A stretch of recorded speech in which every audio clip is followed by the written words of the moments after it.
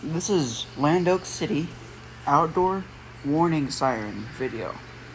So, here is an outdoor warning siren in Land Oak City. They're being tested every now and then.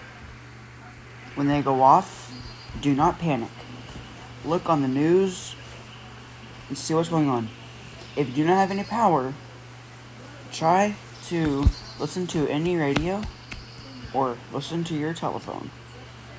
If you do not have any of those things, take shelter and waiting for an all clear signal from a siren. An all clear is about a 20-ish second steady blast. Alright. So, the sirens will go off for 3 minutes in a real warning. They will go off for a minute and 30 seconds in a test.